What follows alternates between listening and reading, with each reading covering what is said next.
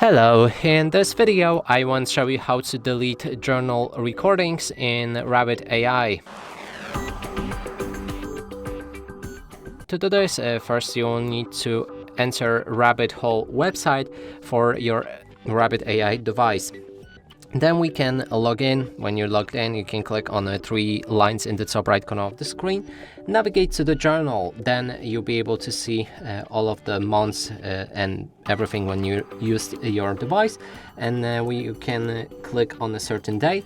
Now we can select the photo or recording that we want to remove, click on the trash button or bin button to remove it. And that's it for this video. Hope you like it. Please consider subscribing to our channel, leave a like and a comment below.